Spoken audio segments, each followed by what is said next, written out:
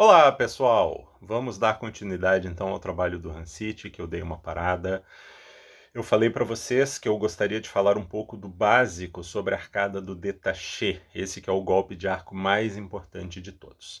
Na verdade, as coisas que eu tenho para falar, que eu recomendo que um professor trabalhe nessa primeira abordagem do Hansich número 5, são razoavelmente simples, mas é importante a gente destacá-las. Primeiro de tudo, em que região do arco nós faremos o détaché? Quando ele for já em colcheias. Eu acredito que não é a região do arco que é a resposta, mas sim a região do braço. O détaché, ele é mais econômico em termos de energia gasta se você usa a região central do braço, ou seja, você pega aproximadamente o ângulo reto, um pouco para cima e um pouco para baixo. Então, a região do arco vai variar de pessoa para pessoa, conforme o ângulo que a pessoa coloca o violino e conforme o tamanho da pessoa, do violinista e do braço direito dele. Em geral, pessoas mais altas ou com braços mais longos e mais finos tendem a caminhar um pouco mais para a direção da ponta.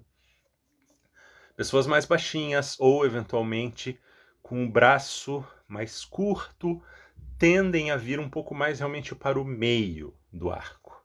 Mas a região do arco vai variar conforme o violinista, certo? Esse é o meu entendimento. Isso é uma coisa na qual, felizmente, o Soler e o Bozizio estavam completamente de acordo. É uma coisa que eu nunca precisei revisar na minha vida quando eu mudei de professor. Daí, a gente quer... A primeira coisa que nós queremos, evidentemente, é que o détaché seja homogêneo de sonoridade.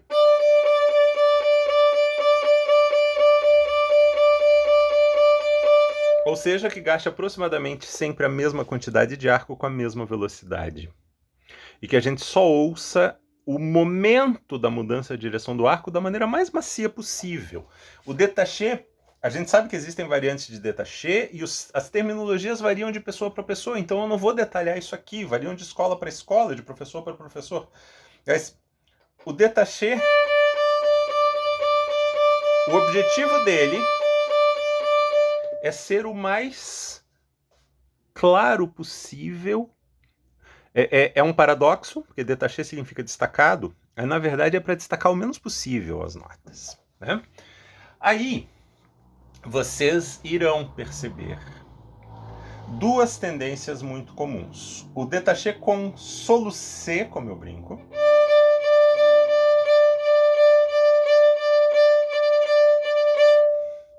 Um détaché que, em geral, o arco para cima recebe um impulso, um tipo de um soluço. Isso é extremamente comum e é uma preocupação que nós temos que ter como professores e que a gente tem que compreender o motivo pelo qual isso acontece.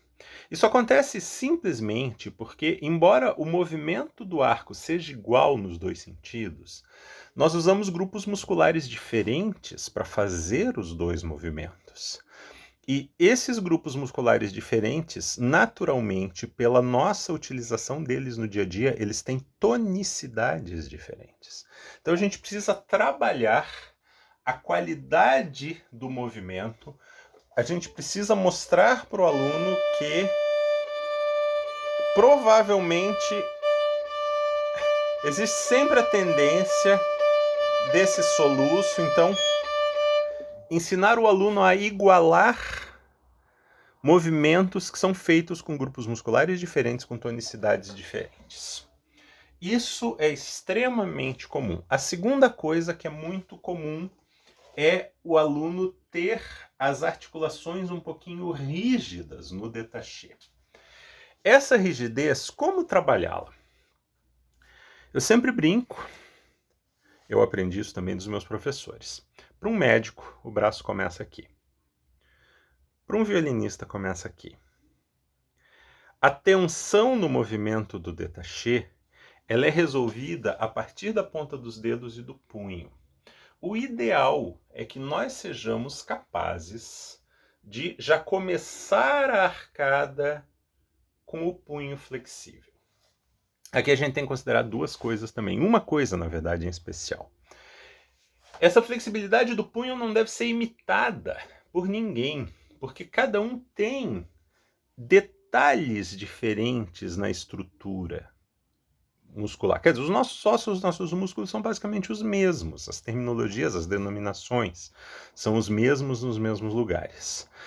Mas cada um tem fibras musculares um pouco diferentes, então alguns vão mover um pouco menos, outros vão mover um pouco mais, com flexibilidade. Mas o movimento fundamental é feito pelo antebraço com uma colaboração passiva do punho e dos dedos. É isso. Aí eu gosto sempre de trazer uma imagem belíssima do Soler.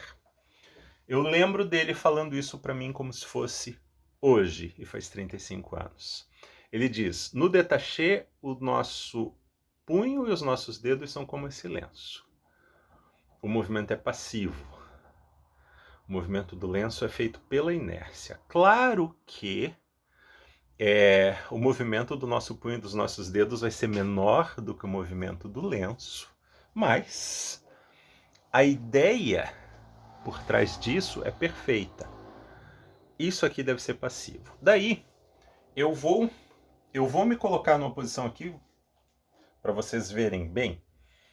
Um risco que nós corremos é começar o détaché com o braço um pouquinho rígido e só soltar os dedos depois. Isso é extremamente frequente. E depois solta. Só que daí as primeiras notas saem um pouco mais sujas do que as outras. Então nós precisamos exercitar a capacidade de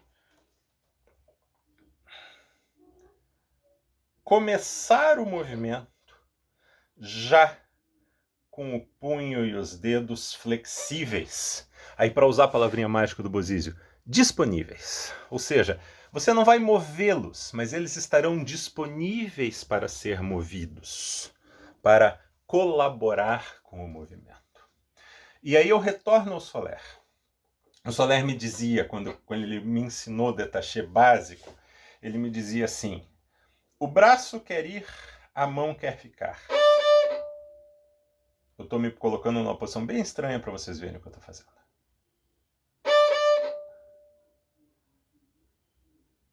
O braço quer ir. A mão só se move quando ela já não tem mais opção. Ela resiste, o braço vai, e quando ela se move, imediatamente você começa o movimento do détaché.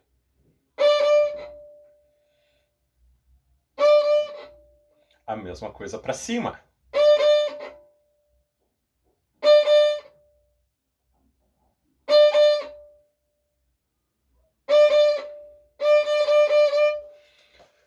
Como é que eu aprendi com o Soler?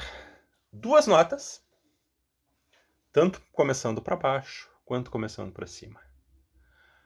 4 notas, tanto começando para baixo quanto para cima, várias vezes. Avalia o que você fez e repete. Avalia e repete. A pausa é muito importante.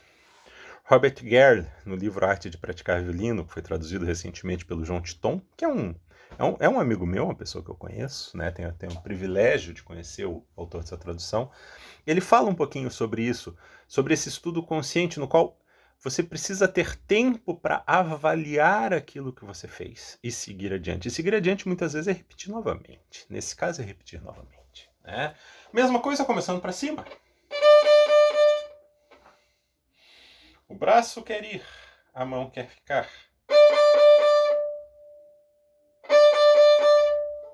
Depois ele propõe 3, e daí uma vai começar para baixo, outra para cima, mas ainda com pausas com fermata, e 5. E aí depois fazer pequenas figurações, por exemplo, pausa. E depois já começar a trabalhar também mudanças de corda, que era uma obsessão do Soler. Foi assim que eu aprendi a fazer détaché. Isso está escrito no método do Soler, método que eu pretendo um dia conseguir publicar, mas pelo menos vamos deixar registrado aqui essa maneira interessante, focada de iniciar a abordagem de Detaché com um aluno. Beleza, pessoal? Em breve eu posto alguma coisa sobre o básico do Martelê e sigo analisando com vocês e para vocês os 20 primeiros estudos do Hansite. Um abraço a todos.